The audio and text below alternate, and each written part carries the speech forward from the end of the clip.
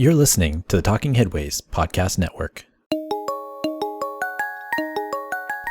This is Talking Headways, a weekly podcast about sustainable transportation and urban design. I'm Jeff Wood. This week we're joined by Cleveland journalist Ken Prendergast to talk about intercity passenger rail in Greater Ohio. We chat about the competing interests of Brightline and Amtrak and the history of passenger rail planning in the region. Stay with us.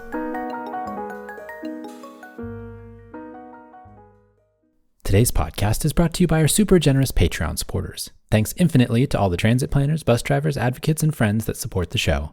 To join this merry gang of zoning misfits and transit lovers, go to patreon.com/theoverheadwire. $2 a month will get you some stickers and a handwritten note. $10 a month will get you one of our transportation scarves. We appreciate everyone's support over the last year and look forward to sharing more episodes in 2024. That's patreon.com/theoverheadwire. Also, if you want to support the show in other ways, check out the show notes in your podcatcher or go to theoverheadwire.com to find links to our Cars Are Cholesterol merch, our Talking Headways book club shop at bookshop.org, or sign up for a 2-week free trial of our 18-year-old daily newsletter and archive. Thanks for supporting, and this year make sure to listen to this space for opportunities for happy hours, live performances, and updated information on coming attractions. Hey all, we've got an in-person podcast recording coming up on Monday, June 6th. Laura Tolkoff and I are going to be chatting with Anna Zevarts about her new book, When Driving is Not an Option. We're going to be at the Spur Urban Center in San Francisco this Monday at 5 p.m. Come check it out and make sure to RSVP using the link in the show notes. Looking forward to seeing everybody there. Ken Prendergast, welcome to the Talking Headways podcast. Thank you for having me. Well, thanks for being here. Before we get started, can you tell us a little bit about yourself? Yeah, I've been a journalist for 30 years and also a rail and transit advocate for about 40 years. I've worked full-time in both areas, including as a staff writer for the Sun newspapers, which is the largest chain of suburban weeklies, and I had the distinction of being the only reporter at that newspaper that covered the mother city of Cleveland and Cleveland City Hall. So that was one of my gigs, and was also the executive director of All Aboard Ohio and served in other positions there as well over 4 decades. And one of the things that All Aboard Ohio created was a consultancy called Neotrans. And Neotrans was specifically to work on transit-oriented development issues in the greater Cleveland area, Northeast Ohio. That's the Neo, and Trans was the transportation. We were trying to promote TOD, transit-oriented development in greater Cleveland. Since the system wasn't expanding geographically, we wanted to bring the riders to the rail system.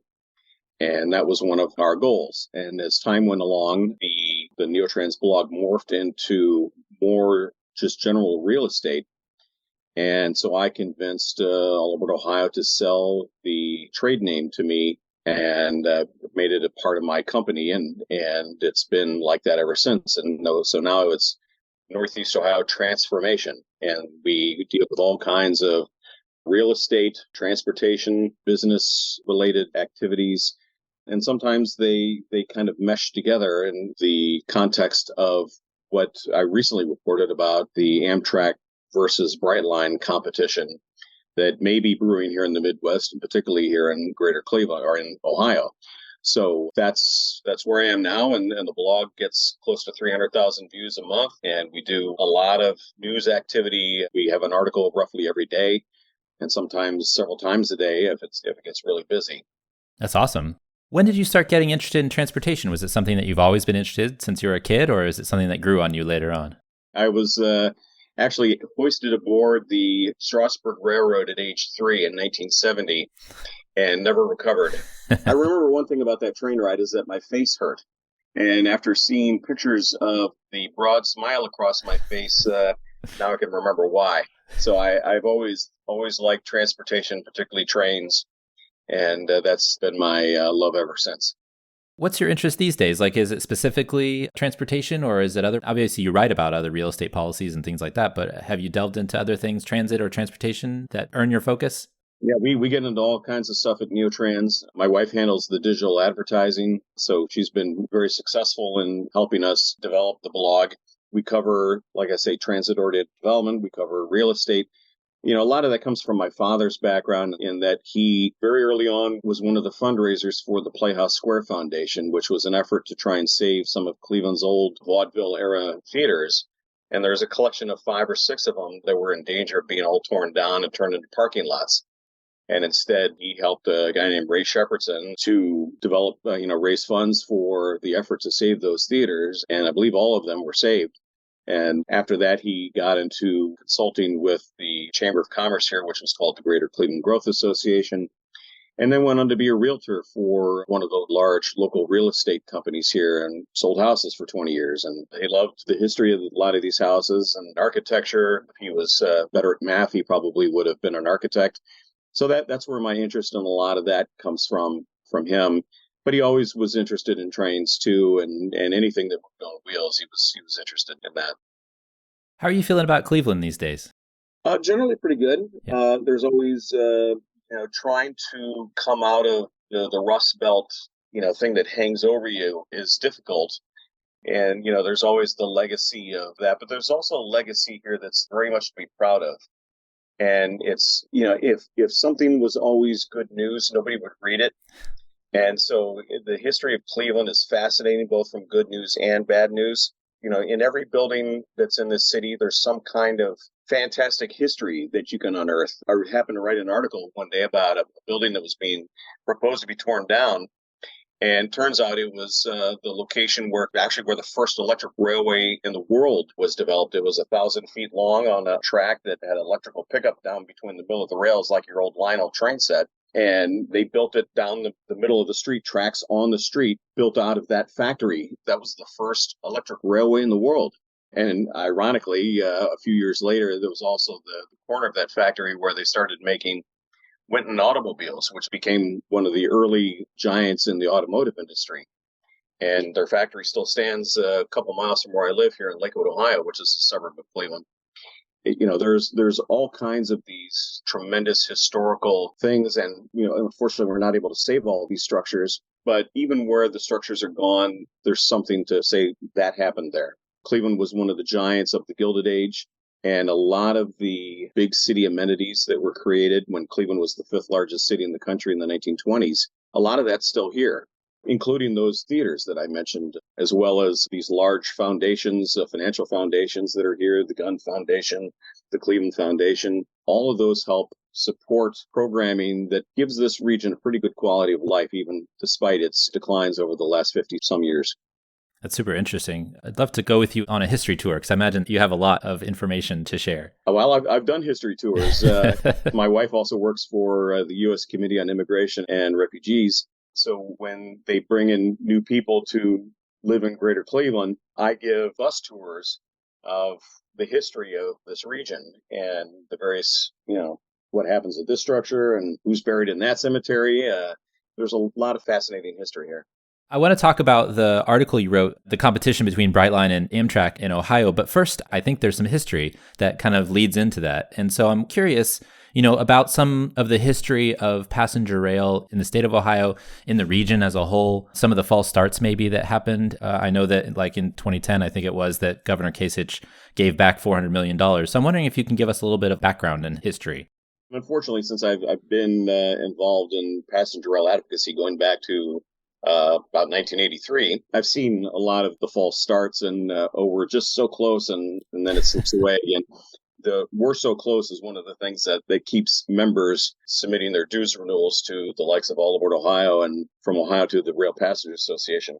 But, we've had efforts in the 1980s or even in the 70s that were, missed steps then. We had in 1982 a sales tax proposed for a bullet train system linking Ohio's largest cities. It was a terrible time to be putting a sales tax on the ballot, and even more difficult because Ohio didn't have any kind of experience with rail. You're asking people to go from zero to high speed, which is a big leap of faith for people to take. And so in states where they at least have some kind of daytime service for people to say, okay, well, that's what a train is, it's easier to make that next step forward. And when you've got no momentum, it's very difficult to change zero to something. And so we were, after that, trying to go and get something conventional speed on the existing tracks, fix those things up, speed it up, add new stations or rebuild old stations, and get something going momentum-wise so that then we could advance the next step. And eventually we got ourselves to the late 2000s, where there was a plan called the Ohio Hub Plan, which was multiple routes throughout Ohio, from Cleveland to Pittsburgh, Cleveland, Detroit, Cleveland to Buffalo, Cleveland, Columbus, Cincinnati, via Dayton. Dayton to Chicago, Columbus to Chicago, Columbus to Pittsburgh. There's all these different city pairs that are within 300 miles or so that really hit the sweet spot for passenger rail. So the goal is to go for what made sense as the first step of a system, and that was the 3C corridor, Cleveland, Columbus, Cincinnati. And, some people who are not familiar with Ohio may be surprised to learn that Ohio is the seventh most populous state in the country. We're the ninth most densely populated. France is only slightly more densely populated than Ohio is. That kind of thing tends to surprise people, including our own elected officials who seem to think of, well, the only way that any train to Ohio would make sense is if we connected to some place that was big, like Chicago or New York or something like that. It's like, well, wait a second. We have what it takes here to make this thing work. We just need the chance. And trying to get Ohio, which is a risk-averse state to begin with, to try and take a risk, and all growth is based on risk, has been very difficult because of this lack of anything that we have now. And so we need somebody out there willing to take the risk. And so far, Ohio has not been it. We had that chance in 2010 when Democratic Governor Ted Strickland, got $400 million, and it was labeled the Obama high-speed rail plan. And of course, the Republicans in Ohio says, that's a terrible thing because it's coming from Obama. And in Florida, same deal. In Wisconsin, same deal. They gave back more money than we did in both of those states. But, somebody was going to spend that money and they were going to use it for building good stuff. And ultimately, since Ohio said we're not going to use it once Ted Strickland lost his reelection, that money went to go build trains somewhere else. And we got nothing out of it. Ironically, Ohio has this big rivalry with Michigan, by the way. We call it that state up north. And some of that money ended up in Michigan, of all places, to help improve their already existing 79 mile per hour train services to boost it up to 110. And we were just trying to get to 79. So that was one of the things that, set us back. But at the same time, a few years later, we saw a company called Brightline, which was connected to Florida East Coast Railway, or Industries, I should say. And they proposed, this Miami to West Palm Beach passenger rail service on existing tracks. They would add more tracks, they'd speed it up, add stations, and ultimately, looking toward expanding toward the north. And here's a state that gave back $1.4 billion of Obama money, federal money, and they decided to go ahead and support this issue by giving them access to highway rights of way and spending $200+ million on a new air and rail terminal at the Orlando airport. And this approach worked because it was led by the private sector. And the problem with the Amtrak model for states like Ohio and Florida and others is that it requires states to take the initiative. And states believe, like Ohio, that they should not be getting into the transportation business, as they say. They believe that somebody should come to them and knock on their door and say, we would like to, locate in your state, just like any, company opening a warehouse or a factory or an office building would say, we'd like to open in your state. You don't have states going around so much and building office buildings and then leasing them out to the private sector. It's usually the other way around. So that was the approach that worked in Florida. And that, I think, has a chance of working here. Now, we have seen Amtrak respond to that by saying, well, we'll front the first few years of the operating support for these trains, but we still need the states to sponsor this thing, to sign off and say that in the long term, we'll be responsible financially for these trains. Brightline doesn't take that approach. They say, look, we're going to support this thing out of passenger revenues, out of real estate revenues. It's kind of going back to the future of way, railroads, and particularly the interurban railway system was developed in the United States, and especially in the Great Lakes region, is that it was all tied to real estate and also to electric utilities, and it wasn't a standalone system. So that's why I think that approach has a pretty good chance here. It's also interesting amidst the infrastructure bill and that being passed because there's now $66 billion for intercity passenger rail, across the country from Amtrak. And the Amtrak even created a plan. So you can have this competition now because we've actually put so much money into passenger rail, at least so far with the infrastructure bill. And so that much money allows kind of Amtrak to do these massive plans. So there's Amtrak Connects US plan, which has Cleveland at the center of a bunch of stuff. We reported recently also on the Great Lakes Stations Improvement Initiative. And so, Cleveland's kind of at the center of all this for Amtrak specifically. Yeah, it's interesting that if you go back to the old Ohio hub plans from almost 20 years ago, is that it showed it actually was originally going to be called the Cleveland hub system, but that wouldn't sell around the rest of the state of Ohio because Columbus and Cincinnati and everybody else would say, hey, what about us? So they changed it and called it the Ohio hub plan. And the heart of that plan was this X of routes that crossed at Cleveland from Cincinnati to the lower part to Buffalo and Toronto at the upper part to Detroit over, to this corner to Pittsburgh down at this corner. And of course, those cities weren't the end of it either. You could go beyond those and connect to the Midwest system or to the Canadian system or to the Northeast system. And so there was something beyond that. And when you look at a map of Ohio, it's kind of like the area where there's been a blackout of some kind. The electricity's not there, and there's this darkness, this void. And this Ohio hub system was intended to fill that void and to link up the Midwest Chicago-based systems with those that are Northeast corridor-based. And it still makes sense now as it did then. And, it's funny, people say, well, this plan died. Well, this thing it's not an organic thing. It doesn't die. It can come back at any time. As long as there's a will, there's a way. Tell me more about the Great Lakes Station Improvement Initiative, because I'm interested in that part of it too, thinking about, at least renovating or reorganizing or refocusing or rethinking stations in the whole region. Sure. That's something I'm particularly proud about because when I was executive director at All Over Ohio, we were looking for something for us to do in the wake of this $400 million being given back. And one of the things that jumped out at us was that you have across northern Ohio, you have two long distance routes that share a common route from Cleveland west. It's the Lakeshore Limited route between Chicago, Toledo, Cleveland, New York City, and Boston. And then you also have the Chicago, Toledo, Cleveland, Pittsburgh, Washington, D.C. Capital Limited. And so they share a route west of Cleveland. The interesting thing about that route is that if you look at where the stations are, there's a station on the north side of one city, like Cleveland. The next city, the station's on the south side at Elyria. The next city, the station's on the north side at Sandusky.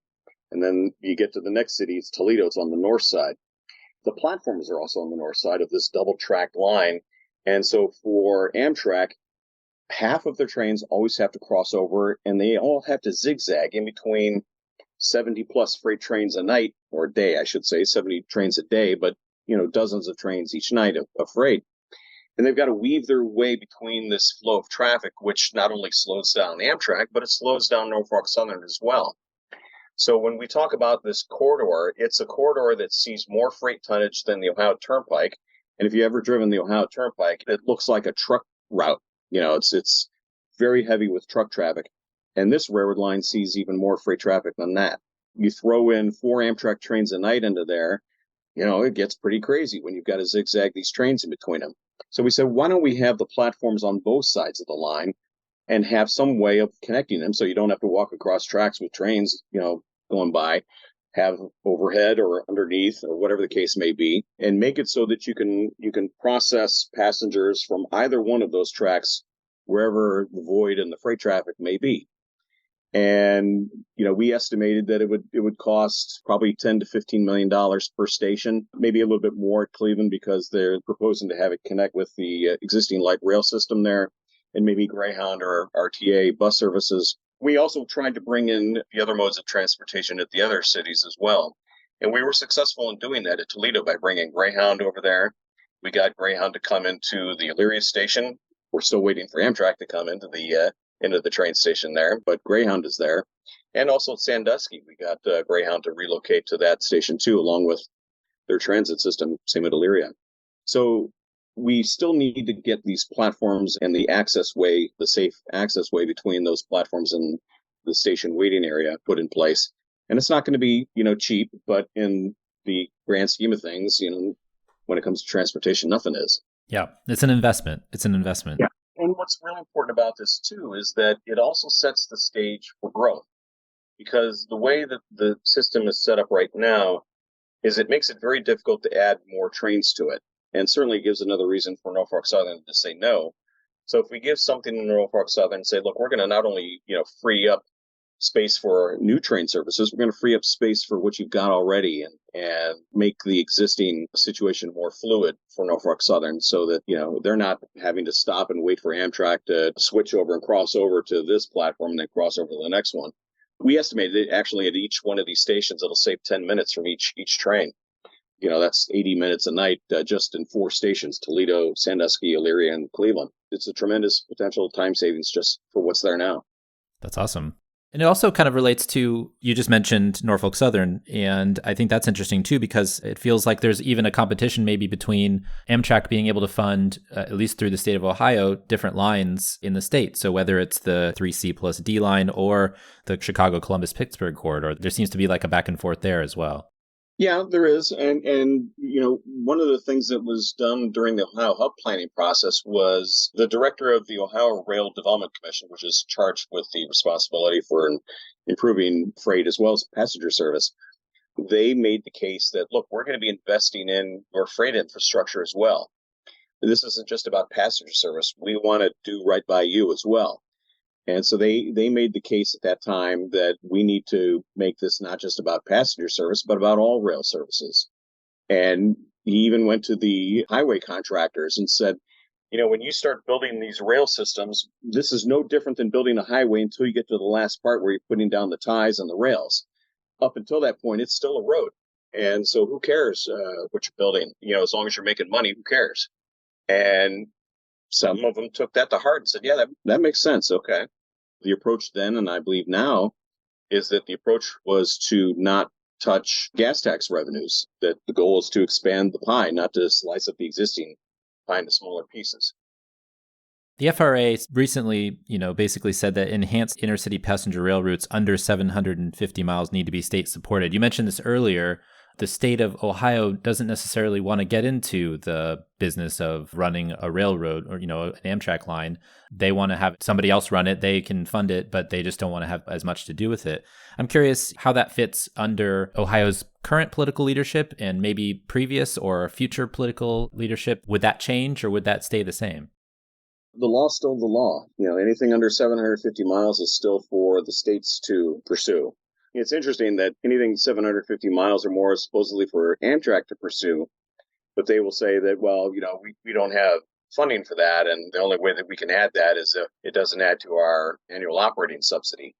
And of course, you're not going to be able to add any long-distance trains without adding to your operating subsidy, and for that matter, even for anything shorter than 750 miles. Everything's got to have some way of supporting it, whether it's through real estate or through infrastructure or through operating.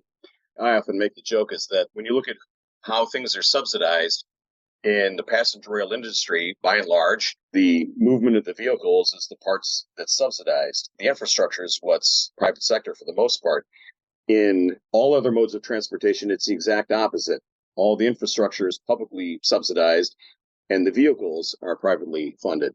So for, states like Ohio and other states that have no experience with passenger rail development, getting accustomed to that idea that, well, you have to forget everything that you do with regards to highways and aviation and waterways and all of that, do a 180, and that's how we do things in the rail industry now. No. That's, we don't do innovation here. We don't do that kind of thing. So that's why it's very difficult for them to take that approach. And that's different with Brightline. Brightline has more of like a freight model type of approach. They not only own the infrastructure, they own the vehicles, and they find either revenue from the movement of those vehicles or from the leasing of those rights of way, such as to fiber optics or to other carriers. And they develop revenues from the trains and also from the stations and the things around those stations. So they tend to monetize everything, and that's what the freight railroads do. You mentioned Florida earlier and the Brightline line there, and now it goes all the way to Orlando. They're also kicking off construction for a line between Southern California and Las Vegas. I won't quite say Los Angeles and Las Vegas because it's not quite reaching there, but it's an interesting kind of model that they're pursuing. And I find that that's interesting from the standpoint of, At that time, when the kickoff happened, the CEO of Brightline is talking about other potential future applications of this model, and he mentions Ohio. Yeah, of all the gin joints in all the world, they mention Ohio. When he was going through the list, he's like, well, in the South, we'll look at Texas, and in the West, we'll look at Seattle to Portland, and in the Midwest, we'll look at Columbus and Cleveland and whatnot. And whatnot. Yeah, whatnot. So we'll see what whatnot is. And actually, we're going to find out a lot about this in the next, as he said, 12 to 24 months, because that's when a lot of these service development plans that the Federal Revenue Administration just funded are going to produce some data. And there were 24 of these service development plans that were funded around the country, including a number of them here in Ohio, Cleveland to Detroit, Cleveland, Columbus, Dayton, Cincinnati, Cincinnati, Chicago, Columbus, I believe on to Pittsburgh. So all of these were funded, and this is going to be a shopping list for Brightline. They're going to look at all of these things, not just from Ohio, but from around the country, and decide which one they want to invest in. And this is where we're going to start to see governors around the country start to put together pitches to Brightline and put their best foot forward, and maybe some enticements financially to get them to come. And that's how business is done, rather than waiting for these states to step up and go buy service from Amtrak, which is how Amtrak does things. And instead, it's going to be a competition.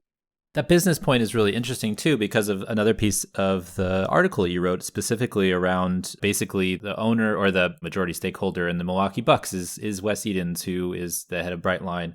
The Haslam Sports Group, which owns the Browns, is starting to think about a new stadium and thinking about, an entertainment district, like apparently all sports magnates are thinking about these days. But the interesting part of that, too, is that they can also lobby each other. They can lobby the governors, they can lobby the states, legislators and things like that, which Amtrak can't do. And Yep. so, is that an unfair advantage, or is that, like you said, just how business works? And so, that's going to be what happens. Yeah, it's unfair to Amtrak, but Amtrak is the creature of its own laws, and Amtrak tends to zealously defend its originating legislation, including things like that they don't pay market rates to freight railroads to use their tracks. They use what's called incremental costs, just the added additional cost of adding one more train to that line. So, if they paid market rates, for example, I suspect they would have more freight railroads saying, yeah, come on in. We'd love to have you on this cool train that we also bring in from the electric utility, and over here from this intermodal company that wants to run more truck trailers. Bring it on. They don't care what's in those trains as long as it pays them what they believe is fair market value for the use of their tracks.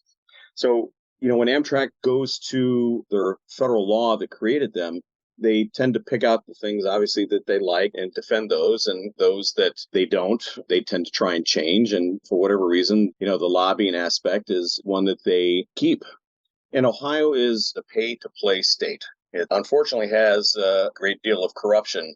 And if you want to get a piece of legislation moving through the state, you've got to pay somebody. And that's how it goes. Brightline is one of those companies that lobbies, and they have lobbying firms that work for them and pay money to campaigns. And that's how things get done in Florida, and that's how they get done here in Ohio. And Amtrak doesn't play that game. I'm curious what you think about the transportation impacts of that lobbying and all of the major players, having interests in real estate and other things. Do you think that that's good for transportation outcomes? Or do you think that the outcome will always be a good one because something is, put together? It can be. And in a way, a lot of this goes back to the old Gilded Age that made Cleveland thrive. And while Cleveland thrived, there was also a large portion of the population that was hurting, and that was the labor side. And we had lots of labor strife back then, which ultimately caused businesses to, go away because they didn't want to be, part of that tumultuous situation. We have kind of the makings of a Gilded Age situation when it comes to transportation and real estate, with Brightline and possibly others that may want to imitate them, like Herzog or First Group. They may want to partner with real estate companies or form their own and put all this stuff together. And, we may see, like, rather than in downtown Cleveland or in downtown Cincinnati, which will be difficult for passenger trains to get into because of the infrastructure requirements, suburban stations that are built up in kind of a downtown model.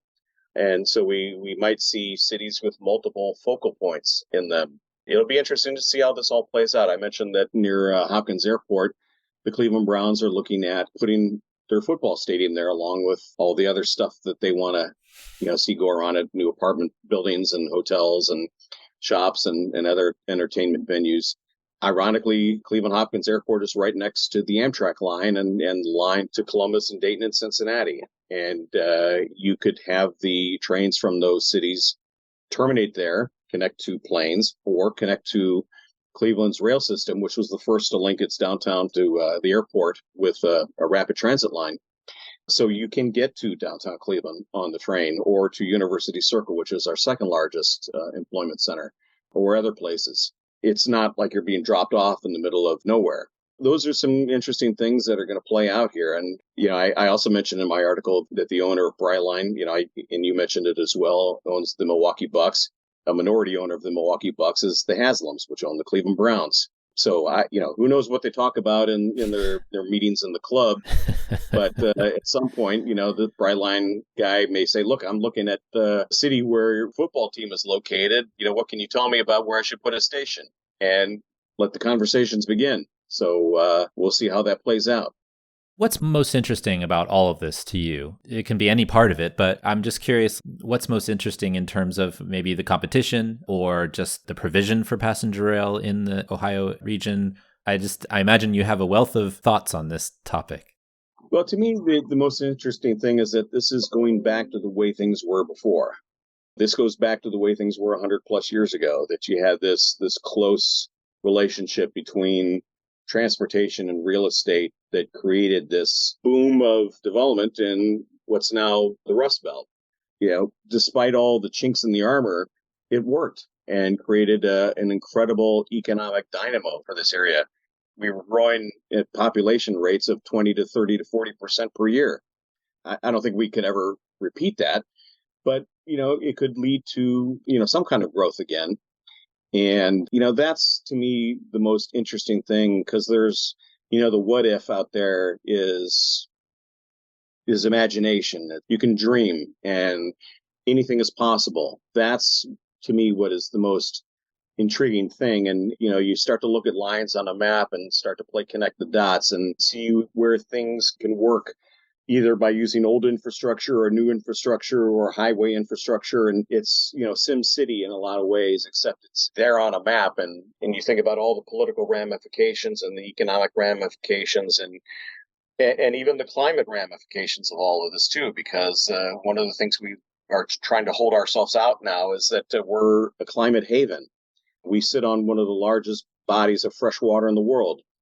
From every indication, we're one of the few places in the world that is least likely to see major natural disasters as a result of climate change.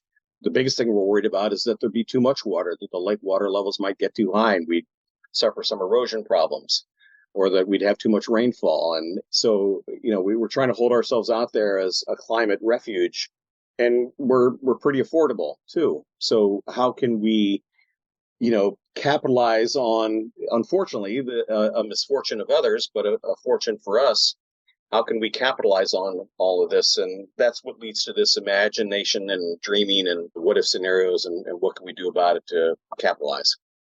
So what's next in the process? Like, when are we going to find out whether, Brightline won or Amtrak won, or maybe both of them win? Well, there's certainly a possibility that both of them could win. One of the things that I've been doing is, while looking at a map, being an old urban geographer from the mid 80s and playing with maps, I used to redraw my dad's road maps when I was age 3, and he ended up giving me these map booklets for me to draw on, so I wouldn't redraw his so he wouldn't get lost.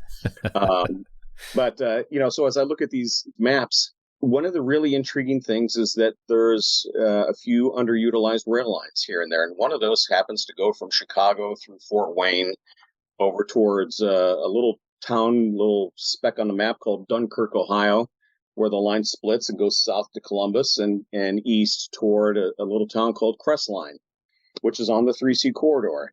And you make a left turn and you go up to Cleveland.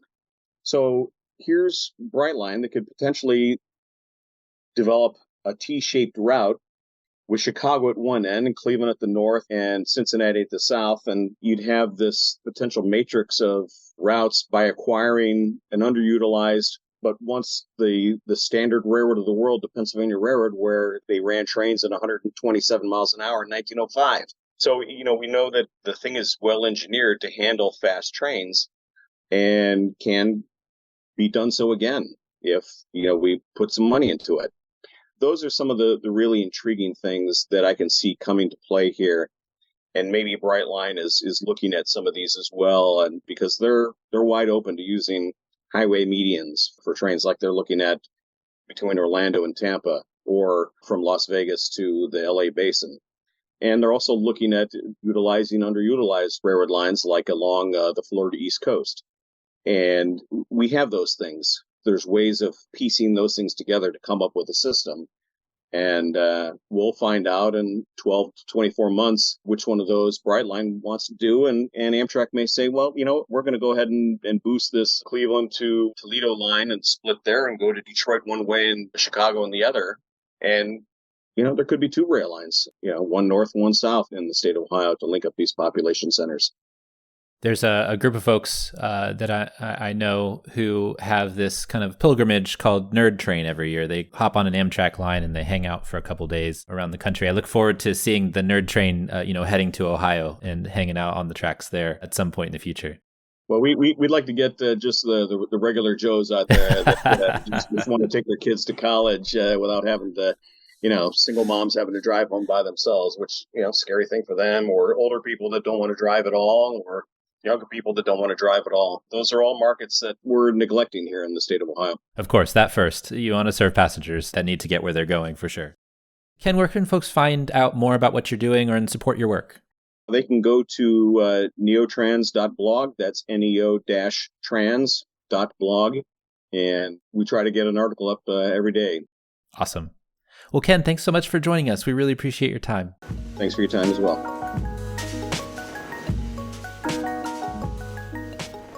Thanks for joining us. The Talking Headways podcast is a project of The Overhead Wire and appears first at Streetsblog USA.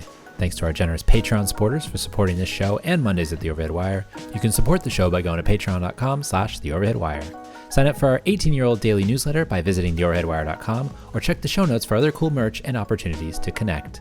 Follow along using your podcatcher of choice, but if you can't find it there, you can always find the show at its original home, usa.streetsblog.org. We'll see you next time at Talking Headways.